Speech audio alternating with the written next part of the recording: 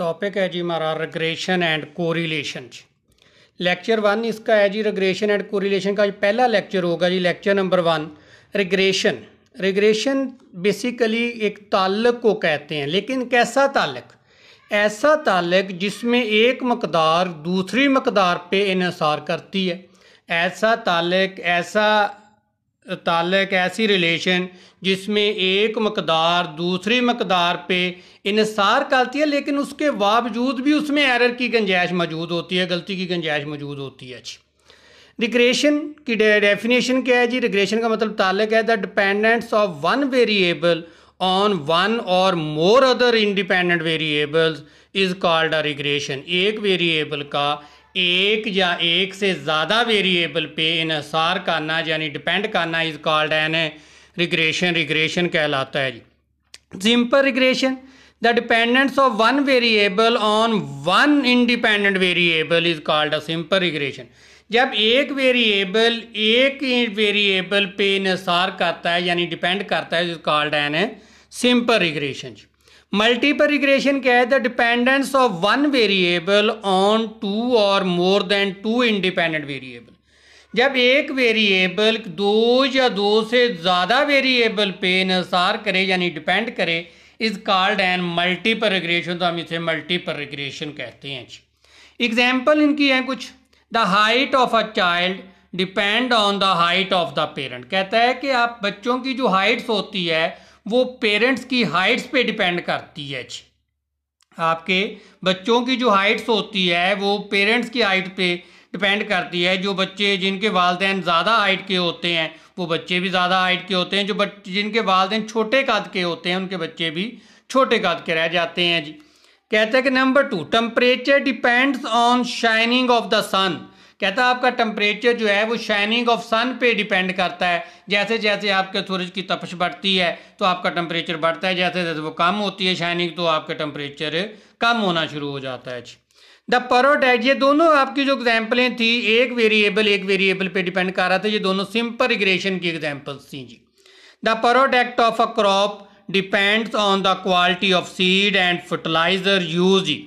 कहता है आपकी जो प्रोडक्ट की मकदार है जो उसमें इजाफा है वो डिपेंड करता है आपकी क्वालिटी ऑफ सीड यानी बीज की क्वालिटी पे, और आपकी जो खाद उसमें डालनी है उस पर डिपेंड करता है। अच्छी खाद डालेंगे, ज़्यादा खाद डालेंगे या आप अच्छा बीज यूज़ करेंगे तो अच्छी पैदावार मिलेगी। अगर आप अच्छा बीज या फर्टिलाइज़र यूज़ नहीं करते तो फिर आपको उतनी अच्छी पैदावार नहीं मिलेगी। यहाँ पे आपकी जो प्रोडक्ट ऑफ क्रॉप है वो डिपेंड कर रही है दो क्वांटिटी पे। किस पे? एक क्वालिटी ऑफ सीड और दूसरा क्वालिटी ऑफ फर्टिलाइजर पे। ये है मल्टीपल रिग्रेशन की एग्जांपल्स।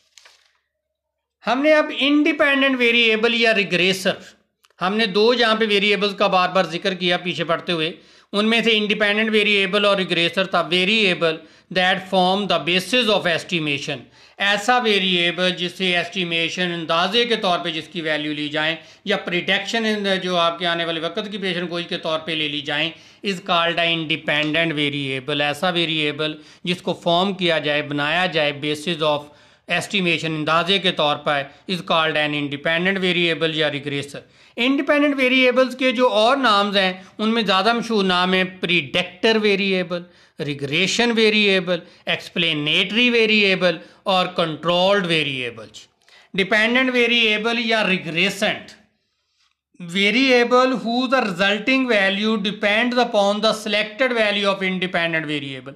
ऐसा वेरिएबल जिसकी वैल्यू डिपेंड करें किसकी वैल्यू पे? इंडिपेंडेंट वेरिएबल की वैल्यूज पे is called an independent variable. जैसे कि फॉर एग्जांपल आपकी जो हाइट है वो एज पे अगर डिपेंड कर रही है, आपकी एज जितनी ज़्यादा होगी उतनी आपकी हाइट ज़्यादा होगी जी। ठीक हो गया जी। आपकी एज तो अपनी मर्जी से ले सकते हैं, मुझे 18 साल का जो है ना जी एज का आदमी चाहिए, तो हाइट लेकिन वो 18 साल पे ही डिपेंड करेगी। 18 साल के आदमी की हाइट 5 फुट 6 इंच के करीबन हो सकती है, उससे कम ज़्यादा हो सकती है। लेकिन आपके 19 साल का अगर लिया है तो उसकी हाइट और ज़्यादा हो सकती है। अगर आपने 10 साल का लिया है तो आपकी एज और हो सकती है, आपकी जो हाइट है वो और हो सकती है। तो एज इंडिपेंडेंट, एज आप जो मर्जी ले लें, लेकिन आपकी जो हाइट है वो डिपेंड कर रही है किस पे जी? आपकी एज पे जी। तो यही कह रहा है कि आपका ऐसा वेरिएबल जिसकी वैल्यू डिपेंड करें इंडिपेंडेंट वेरिएबल पे is called N dependent variable या रिग्रेसर। डिपेंडेंट वेरिएबल के जो ज़्यादा मशहूर नाम है जी उनमें से प्रीडिक्टेंट वेरिएबल, जैसे प्रीडिक्टर वेरिएबल था ये प्रीडिक्टेंट वेरिएबल, वहाँ पे एक्सप्लेनेटरी वेरिएबल था यहाँ पे एक्सप्लेन्ड वेरिएबल, और वहाँ पे कंट्रोल वेरिएबल था यहाँ पे रिस्पॉन्स वेरिएबल। एग्जाम्पल से में वाजे करेंगे इंडिपेंडेंट और डिपेंडेंट वेरिएबल्स को। If we want to estimate the height of children, हम चिल्ड्रन की हाइट को जब वो एस्टिमेट लगाना चाहते हैं on the basis of their age, उनकी एज के हिसाब से जी। अब देखिए एज के हिसाब से आपने अंदाज़ा लगाना, तो एज अब इंडिपेंडेंट है, एज अपनी मर्जी से लेंगे, इतनी एज का लेना है, इतनी एज का लेना है, इतनी एज का लेना है, तो age would be independent variable. अब आपका जो आपका हाइट ऑफ चिल्ड्रन है ये डिपेंड करती है एज पे जी, तो ये dependent variable height of children, तो height would be dependent variable, ये आपकी डिपेंडेंट वेरिएबल है। Number 2 example, if we want to estimate the production fans on the basis of workers, हमने अंदाज़ा लगाना है कि प्रोडक्शन ऑफ फैन जो है वो बेस करती है वर्कर पे, तो डेफिनेटली जैसे जैसे वर्कर ज़्यादा होंगे उतने पंखे ज़्यादा तैयार हो जाएंगे। तो यहाँ पे आज़ाद कौन है? वर्कर्स ही, यानी आपके जितने वर्कर ज़्यादा होंगे उतनी आपको प्रोडक्शन ज़्यादा मिलेगी, प्रोडक्शन आपकी डिपेंड कर रही है। तो इंडिपेंडेंट कौन हुआ? The number of worker would be independent variable जी। ये हमारे पास आ जाएगा जी product of fan, production of fan, जो प्रोडक्शन ऑफ फैंस है वुड बी डिपेंडेंट वेरिएबल, ये आपका डिपेंडेंट वेरिएबल। इसकी और बहुत सी एग्जाम्पलें ली जा सकती हैं जी। हमारे पास अब दो तरह की रिलेशन आती हैं इन डिपेंडेंट और इंडिपेंडेंट वेरिएबल्स के दरमियान, deterministic and probabilistic relation of dependent and independent variable. हम डिपेंडेंट और इंडिपेंडेंट वेरिएबल के दरमियान रिलेशन को कायम करेंगे, लेकिन यहाँ पे दो तरह की रिलेशन होंगी, एक डिटर्मिनिस्टिक एंड प्रोबेबिलिस्टिक जी, और इनको मॉडल्स भी कहा जा सकता है। डिटर्मिनिस्टिक रिलेशन कैसी होती हैं, जो मॉडल कैसे होते हैं? The exact relation dependent and independent variable जी। यहाँ पे इंडिपेंडेंट और डिपेंडेंट वेरिएबल्स के दरमियान जो रिलेशन होगी, जो आपका ताल्लुक होगा बिल्कुल एग्जैक्ट होगा, नो एरर अकर, इनमें कोई एरर नहीं आ सकती, इज कॉल्ड डिटर्मिनिस्टिक रिलेशन जी। यानी mathematical equation describe by y is equal to a plus B x, ये मैंने जो लिया है वो एज अ वाई इंटरसेप्ट यानी कि कांस्टेंट है जी। द वैल्यू ऑफ वाई, जो वाई की वो वैल्यू होगी when x is equal to 0, जब एक्स को 0 कर दिया जाए तो ये 0 हो जाएगा, तो वाई इज इक्वल टू ए, ये वाई की वो वैल्यू होती है जब पे एक्स 0 होता है, यानी ये आपकी इनिशियल वैल्यू होती है। यानी फॉर एग्जांपल आप एक कारोबार शुरू करते हैं, उसमें 10,000 रुपया लगाते हैं, तो 10,000 रुपया आपका जो है वो वाई इंटरसेप्ट। अभी आपने उस पर कोई वर्किंग काम नहीं किया, अभी आपने 1 महीने बाद 2 महीने बाद 3 पर आपको क्या प्रॉफिट होता है बात की बात है, लेकिन स्टार्टिंग वैल्यू आपने 10,000 उसमें इन्वेस्ट की, वो आपकी वाई इंटरसेप्ट हो जाएगी। B slope of line, slope of line क्या है? B indicates the change in y for 1 unit in change in x, x के 1 यूनिट चेंज होने से वाई में कितनी चेंज आएगी, इज कॉल्ड एन स्लोप जी। यानी फॉर एग्जांपल आपने 10,000 रुपया आपने इन्वेस्ट किया, यानी वाई इंटरसेप्ट आपका 10,000 था, लेकिन 1 महीने बाद आपके पास हो गए 13,000 रुपया जी। इसका मतलब है कि आपने 3,000 रुपया कमाया 1 महीने में। एक्स का 1 यूनिट बढ़ा, यानी महीना 1 गुजरा और आपके पैसे कितने बन गए? 3,000। अगर आपका एक्स की वैल्यू 2 मंथ गुजर जाए तो आप कितने पैसे इकट्ठे कर लोगे? 16, यानी 6,000 आपको प्रॉफिट हो जाएगा। एक्स का अगर 3 वैल्यू पुट की जाए तो आपका और कितने एक और 3,000 बढ़ जाएगा, यानी 19,000 रुपया आपके पास हो जाएगा। यानी एक्स का 1 यूनिट बढ़ने से आपके अगर 3,000 बढ़े हैं तो इसका मतलब वाई कितना बढ़ा है? 3,000 बढ़ा है। तो इसका यही मतलब b indicate the change in y for 1 unit change in x, x का 1 यूनिट चेंज होने से आपके वाई में कितनी चेंज आ जाएगी, is called and slope of line जी। एग्जाम्पल्स क्या है? The relation between the Celsius and Fahrenheit scale, आपने ये बेटा फिजिक्स में पढ़ी हुई है equation, Fahrenheit is equal to 32 जमा 1.8 सेल्सियस जी। तो ये इक्वेशन जो है ये एग्जैक्ट है, हमेशा ऐसे ही रहती है, ठीक हो गया बेटा। Area of square is related by length of side of square, आपका जो एरिया ऑफ लेंथ आपका ये एरिया ऑफ स्क्वायर होता है वो बेस करता है लेंथ ऑफ साइड्स पे जी। आपका जो एरिया है ये लेंथ पे बेस करता है, जितनी लेंथ ज़्यादा होती है एरिया ज़्यादा हो जाएगा, जितना एरिया कम लेंथ ज़्यादा कम होगी उतना एरिया कम हो जाएगा। और ये एग्जैक्ट इक्वेशन है, area is equal to length into width is equal to x के। सच मॉडल, ये जो मॉडल हमने पढ़ा डिटर्मिनिस्टिक, सच मॉडल और relation can not be studied by regression, ये रिग्रेशन में स्टडी नहीं होती, ये मैथमेटिक्स में स्टडी करते हैं हम लोग, ये एग्जैक्ट इक्वेशंस हैं जी। अब आ जाएंगे जो हमें रिग्रेशन में हमने जिन चीज़ों को स्टडी करना है, प्रोबेबिलिस्टिक रिलेशन मॉडल क्या होगा? The not exact relation between dependent and independent variable.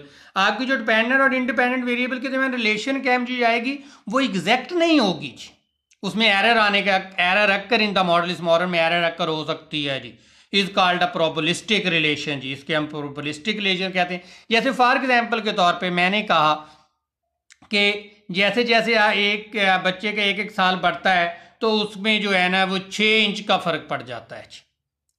For example पहले 1 साल में वो 6 इंच का हुआ, 2 साल में वो 1 फीट का हो गया, फिर वो 3 साल में 1.5 फुट और 1.5 इंच 6 इंच का हो गया, 4 साल में वो 2 फुट का हो गया। फॉर एग्जाम्पल एक मैंने रिलेशन कैम की, लेकिन ज़रूरी नहीं है कि हर साल वो 6 इंच ही बढ़े, उसमें कहीं किसी साल में वो 5 इंच बढ़ेगा, किसी में वो 3 इंच बढ़ेगा, कहीं में वो 7 इंच भी इंक्रीज कर सकता है, तो जी कम पे ज़्यादा हो सकता है, यहाँ पे एरर अक्कर हो सकती है जी।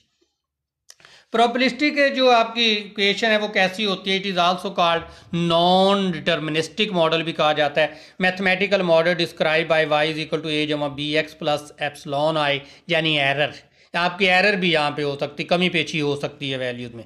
इसी तरह और भी ये y is equal to a plus B x plus C X square plus error E I. कहता है y इंटरसेप्ट, आपको पता है वो x जब 0 होता है तो वो y की वैल्यू, जहाँ पे x 0 होता है वो y की वैल्यू y इंटरसेप्ट कहलाती है। आपका स्लोप ऑफ लाइन आपने पीछे पढ़ लिया। एरर टर्म या रेजिड्यूल, देखें बेटा आपने, मैंने कहा कि हमने एक फार्मूला बना लिया कि हर साल बाद 6 इंच बच्चे की हाइट बढ़ती है, लेकिन वो ये ज़रूरी नहीं है कि हर साल 6 इंच ही बढ़े, कम ज़्यादा भी हो सकती है। उसमें जो कम ज़्यादा हो रही है वो एरर है, आपकी एरर टर्म जी। Method of obtaining regression line, हमने अब रिग्रेशन लाइन पे आना है। रिग्रेशन लाइन को फाइंड आउट करने के 2 मेथड्स हैं, जो अभी हम पहला मेथड आज डिस्क्राइब करेंगे और अगला मेथड फिर डिस्क्राइब किया जाएगा। The method of obtaining regression line, the scatter diagram method, scatter diagram method. दूसरा है method of least square regression line, method of least square है जी दूसरा मेथड, वो कल पढ़ेंगे, आज हम स्कैटर डायग्राम पे याद रहते हैं जी। Finding whether not a relation between 2 variable exist, आप ये फाइंड करना चाहते हैं कि आपके दोनों वेरिएबल्स के दरमियान रिलेशन है या नहीं है। अगर रिलेशन है तो पॉजिटिव रिलेशन है या नेगेटिव रिलेशन है। फाइंडिंग वेदर और नॉट रिलेशन, आप चेक करना चाहते हैं रिलेशन है या नहीं है 2 वेरिएबल के दरमियान। वही plot each pair of independent and dependent observation, आपने एक इंडिपेंडेंट और एक डिपेंडेंट की वैल्यू पेयर ऑब्जर्वेशन लेनी है और उसको प्लॉट कर देना है, कहता है एज अ पॉइंट की शक्ल में ऑन द ग्राफ पेपर पे जी। और using x axis on independent variable पे लेने हैं और वाई एक्सिस पे लेना है आपने डिपेंडेंट वेरिएबल जी। आपने क्या करना है बेटा, पेयर लेने हैं, पेयर ऑफ ऑब्जर्वेशन लेनी है, यानी इंडिपेंडेंट वेरिएबल और डिपेंडेंट वेरिएबल का पेयर लेना है और पेयर वे आपने जो पेयर ऑब्जर्वेशन होंगी उनको प्लॉट कर देना है कि ऑन द ग्राफ पे जी। कहता है कि सच एज डायग्राम, वो जो डायग्राम बनेगी पॉइंट की, is called and scatter diagram, तो हम इसे स्कैटर डायग्राम कहेंगे या स्कैटर प्लॉट कहेंगे। बेटा ये हमने अभी स्कैटर डायग्राम को बनाना बताया आपको कि आपने पेयर ऑब्जर्वेशन लेनी है, एक्स एक्सिस की वैल्यू देखनी है, वाई की देखनी है, पॉइंट लगा देना है, फिर एक्स की वैल्यू देखनी है, उधर से वाई की वैल्यू देखनी है, पॉइंट लगा देना है। वो जो आप डॉट लगाएंगे, जो प्लॉट पे आपने जो आप पॉइंट प्लॉट करोगे, अपना डॉट लगाओगे या पॉइंट लगाओगे ग्राफ पे या प्लॉट करोगे, is called and scatter diagram. अच्छा, स्कैटर डायग्राम हमें फर्दर क्या क्या बता सकता है, क्या रिलेशन किस तरह की है, वो हम यहाँ पे पॉइंट्स पढ़ेंगे जी। कहता है if a relation between the variable exist, अगर आपके वेरिएबल के दरमियान रिलेशन एग्जिस्ट कर जाए, then the point in the scatter diagram will show a tendency of cluster around the straight or some curve. कहता है आपके जो पॉइंट्स हैं वो आपको एक ट्रेंड शो दिखाएंगे, ट्रेंड दिखाएंगे, टेंडेंसी दिखाएंगे, रुझान दिखाएंगे। क्या ये आपके पॉइंट्स की वैल्यू इंक्रीज कर रही हैं या पॉइंट की वैल्यू डिक्रीज कर रही हैं, क्या ये एक लाइन में जा रही हैं या ये कर्व बना रही हैं, ये आपको वो जो आपके पॉइंट्स हैं जी वो बताएंगे। Then the points of scatter diagram will show tendency of cluster around the straight line or some. कहता है आपके लाइन के गिर्द या आपके जो कर्व के गिर्द जो आपके पॉइंट्स हैं वो आपको एक ट्रेंड या टेंडेंसी रुझान शो करेंगे कि आप वो इंक्रीज कर रहे हैं लाइन या डिक्रीज कर रहे हैं या कर्व बना रहे हैं जी। सच अ लाइन और a curve around which the point, ये जो पॉइंट होते हैं ना लाइन के इर्द गिर्द या कर्व के इर्द गिर्द, इस कॉल्ड एंड क्लस्टर, वो क्लस्टर कहलाते हैं। इस कॉल्ड कहता है इस कॉल्ड रिग्रेशन लाइन, वो रिग्रेशन लाइन शो करेंगे या रिग्रेशन कर्व शो करेंगे। वो जो आपके पॉइंट्स होंगे वो आपको या तो रिग्रेशन लाइन शो करेंगे या आपको रिग्रेशन कर्व शो करेंगे। अब हम इनको बनाते हैं जी ज़रा। हमारे पास आ गया जी पहला, the scatter diagram show relation between two variables in positive और लीनियर। आपकी जो रिलेशन होगी वो पॉजिटिव होगी और लीनियर होगी। फॉर एग्जांपल आपने एक्स एक्सिस की वैल्यू इधर से देखनी है, वाई एक्स एक्सिस पे एक्स की वैल्यू देखनी है, वाई एक्सिस पे वाई की वैल्यू देखनी है और पॉइंट ड्रॉ करते जाना है। ये पॉइंट्स आपने ड्रॉ किए, पॉइंट ड्रॉ किए तो ये लाइन खींची। अब इस लाइन के इर्द गिर्द ये पॉइंट शो कर रहे हैं कि ये लाइन, ये पॉइंट्स ऊपर को जा रहे हैं। इसका मतलब ये लीनियरिटी शो कर रहे हैं, एक लाइन शो कर रहे हैं। अगर ये लाइन शो कर रहे हैं तो इसका मतलब है ये आपकी लीनियर लाइन हो गई या रिग्रेशन हो गई। और ये पॉजिटिव है क्योंकि ये नीचे से ऊपर की तरफ जा रहा है जी, ये पॉजिटिविटी शो कर रहा है, यानी हमें मुनाफा हो रहा है कारोबार में जी। इसी तरह the scatter diagram show relation between two variable is negative और लीनियर जी। हमारे पास जो अगली कर्व है वो जहाँ पे हमने पॉइंट लगाए, पॉइंट्स हमें ऊपर से नीचे की तरफ कर्व को लाते हुए नज़र आ रहे हैं। ये स्कैटर जो हैं, ये जो पॉइंट्स हैं, ये बता रहे हैं कि ये लाइन ऊपर से नीचे की तरफ हमें टेंडेंसी शो कर रही है, यानी ट्रेंड शो कर रही है, रुझान शो कर रही है। इसका मतलब हमें तरतीब जो है वो नुकसान हो रहा है, हम आप से ऊपर से नीचे की तरफ आ रहे हैं, लेकिन है लीनियर, एक तरतीब से नुकसान हो रहा है, जितना जितना महीने बाद हो रहा है उतना ही हो रहा है। आगे scatter diagram show relation between two variables in curve linear, यानी कर्व की फॉर्म में। आपके जो पॉइंट्स हैं वो कोई लाइन शो करते हुए नज़र नहीं आएंगे बल्कि एक कर्व शो करते हुए नज़र आएँ तो ये कर्व लीनियर होगा जी। Scatter diagram show no relationship between two variable, उनके दरमियान अगर कोई रिलेशनशिप नहीं, यानी कोई यहाँ पे पॉइंट है, कोई यहाँ पे, कोई यहाँ पे, कोई यहाँ पे ऐसे लगा हुआ है, कोई भी वो ट्रेंड शो नहीं कर रहे, तो is called an no relationship between two variables ji.